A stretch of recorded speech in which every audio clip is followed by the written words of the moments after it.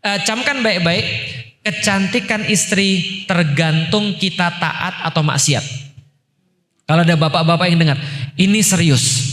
Kecantikan istri itu tergantung kita taat atau maksiat. Pertama, ini sering sekali terjadi dalam rumah tangga. Apa? Lebih seru di luar daripada di dalam. Itu sering sekali terjadi dalam rumah tangga. Itu berkaitan bukan hanya masalah istri, tapi berkaitan juga masalah teman-teman biasanya. Dan biasanya nanti dari istri yang muncul adalah, kamu pilih mana, aku atau teman-temanmu, kan gitu. Oke, sekarang saya kasih tahu Bapak Ibu sekalian. Nih, idealnya istri adalah rumah bagi suami. Idealnya istri adalah rumah bagi suami. Ketika suami capek, ketika dia stres, ketika dia lagi sedih, maka pertama kali yang akan didatengin adalah rumahnya. Tidak hanya itu, tapi begitu kemudian suami senang, begitu suami happy, yang didatenginnya dan yang diingatnya juga adalah rumahnya atau istrinya. Itu idealnya. Contoh, kalau saya ketemu makanan yang enak, pasti saya akan ngajak istri saya pergi ke sana. Nggak usah gitu. Kalau misalnya teman-teman bisa cek Instagram saya, DM saya kepada istri saya itu penuh dengan rekomendasi makanan-makanan enak. Serius, karena muncul di tempat saya, langsung saya terusin. Enak kita makan di sini, cuma nggak saya aja, cuma saya kasih tahu aja.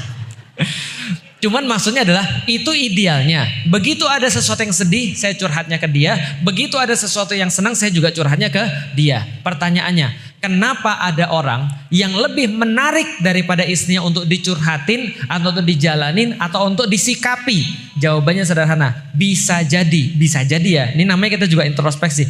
Bisa jadi jawaban-jawaban kita kepada suami kita kadang-kadang gak seru. Saya menyebutnya adalah pembunuh situasi. Pembunuh situasi itu sering terjadi dalam rumah tangga.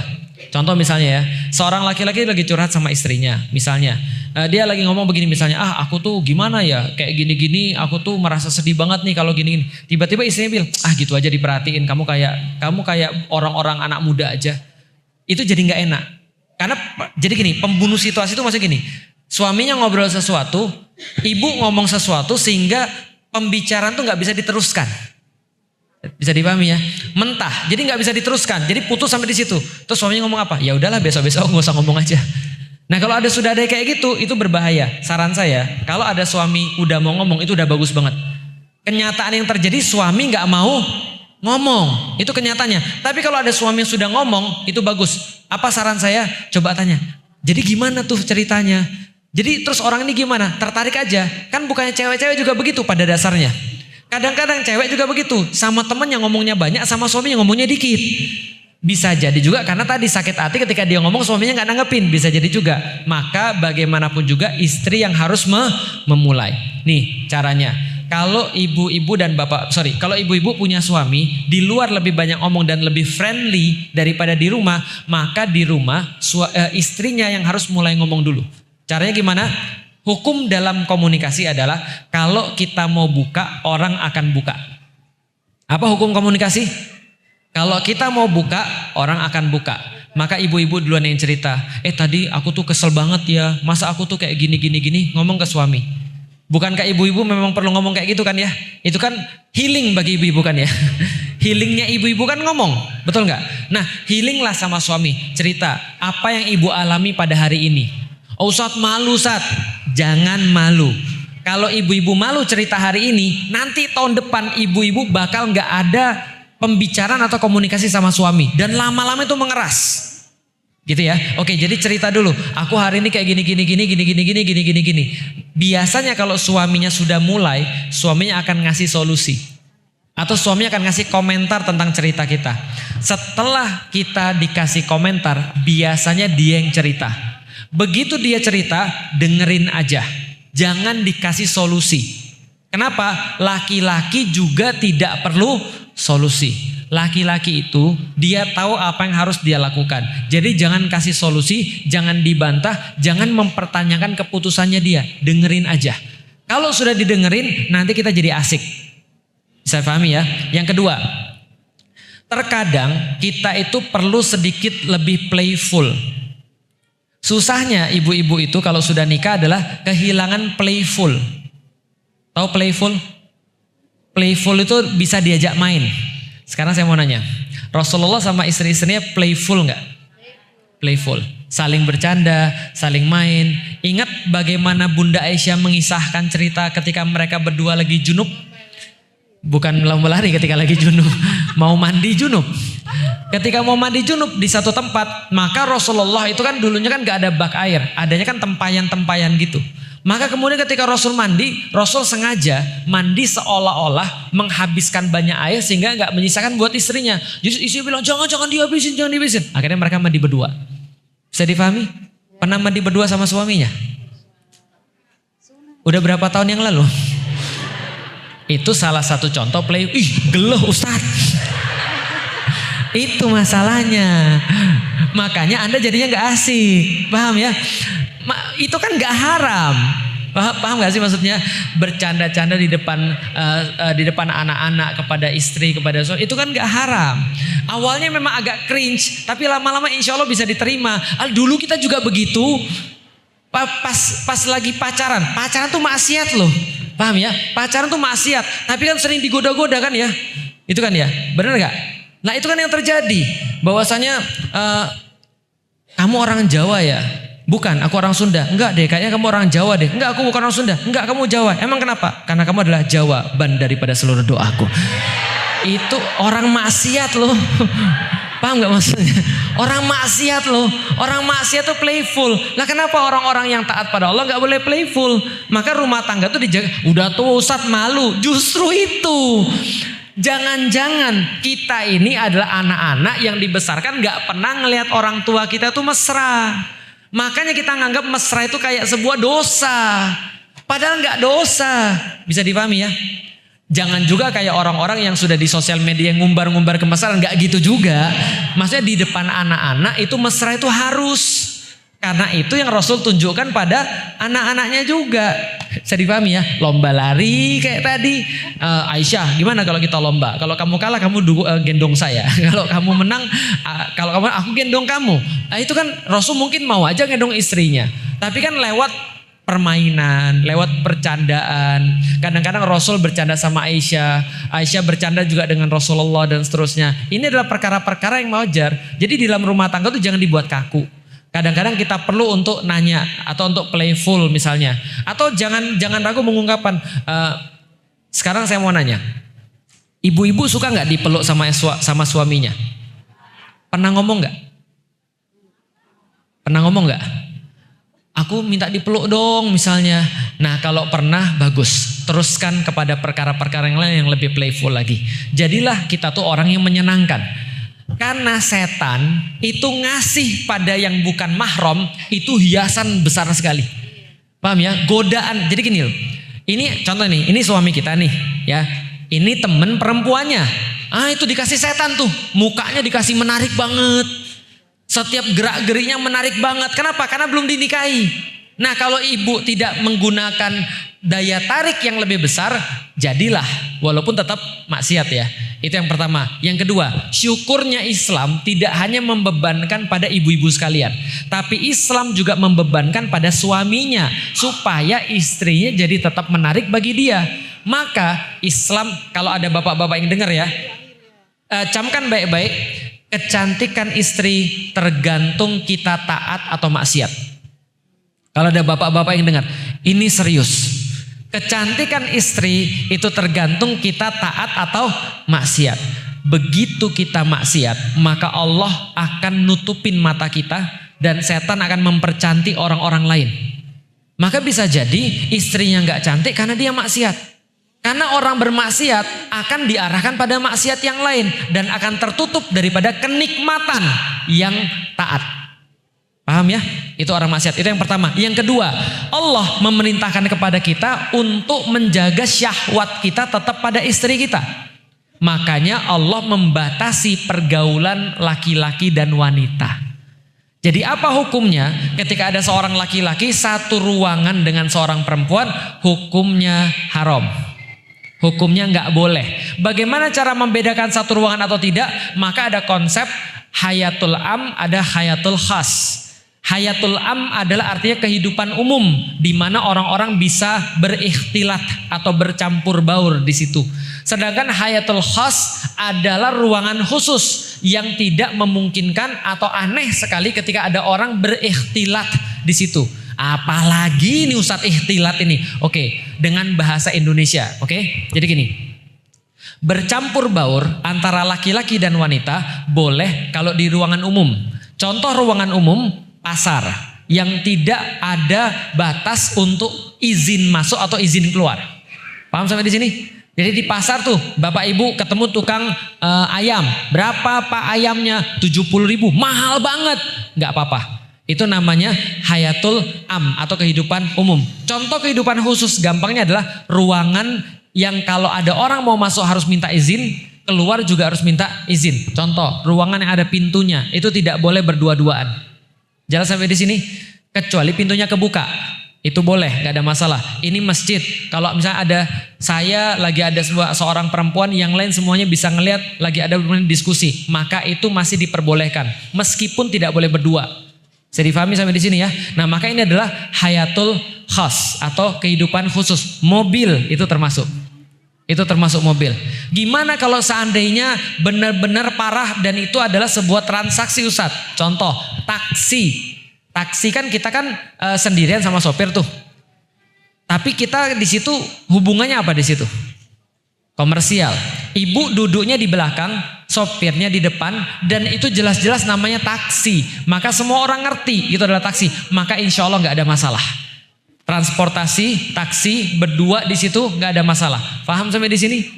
Sama kayak sekarang taksi online dan segala macam, asal itu difahami sebagai taksi online itu nggak ada masalah. Ustadz kemarin ada taksi online yang dia berselingkuh juga, itu memang niat namanya.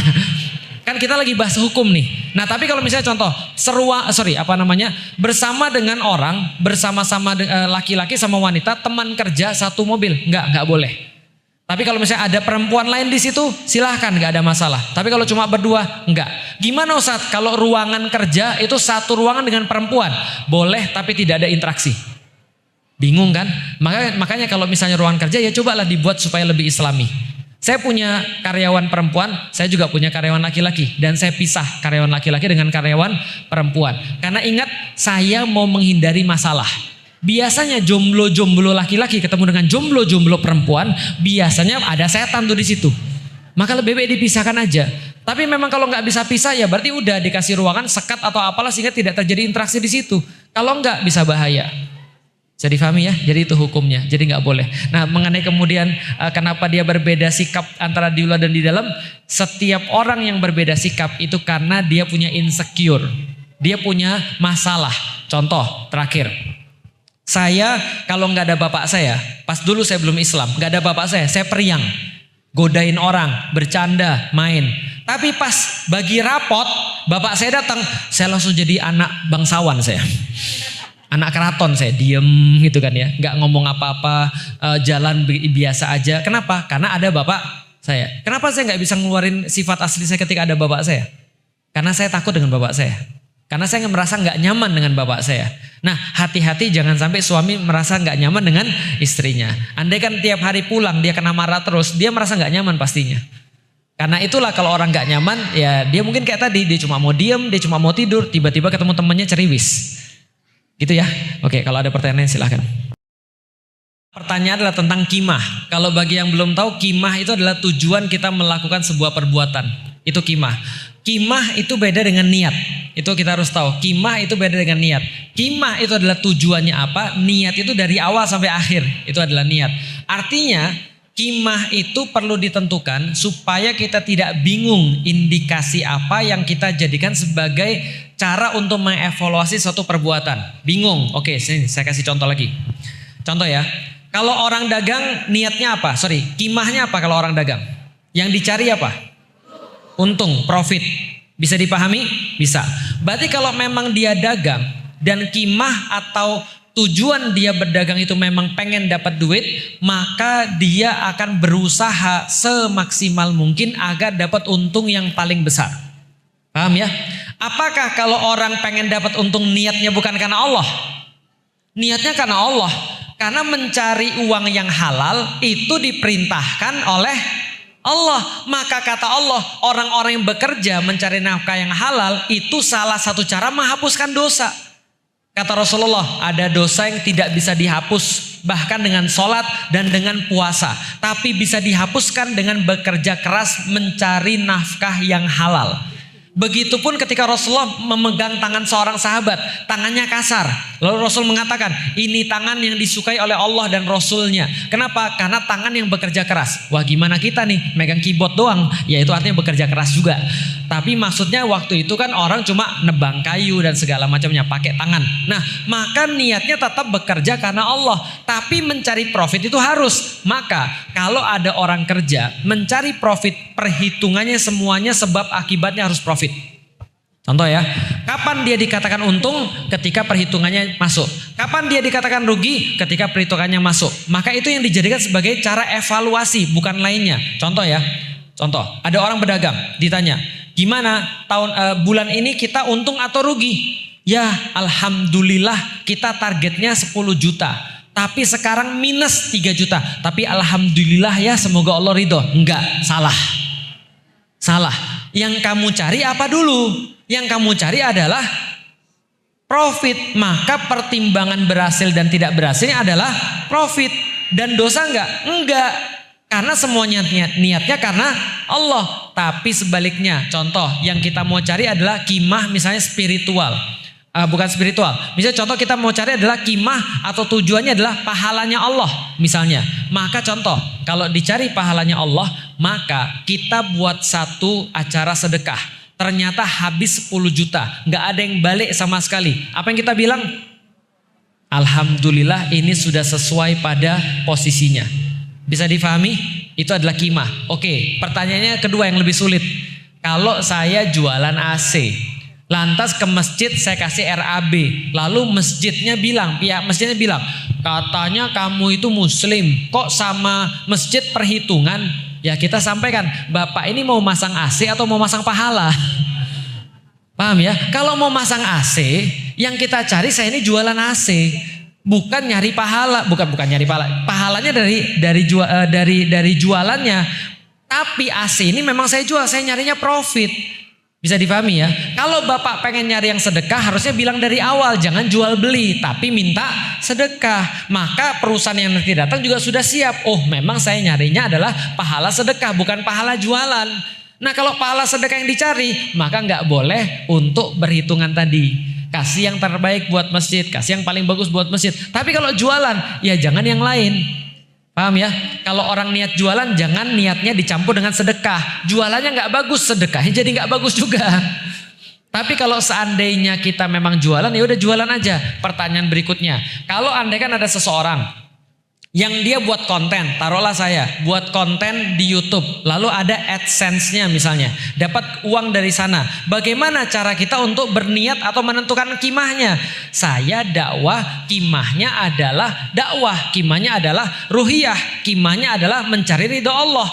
Maka berapapun yang saya dapat, saya nggak peduli. Nah itu kalau kimahnya adalah ruhiyah. Tapi kalau kita buat YouTube pengen AdSense, maka yang dicari adalah duitnya, apapun materinya. Jelas sampai di sini beda? Kalau saya, yang penting materinya nyampe, berapapun duitnya saya nggak urus.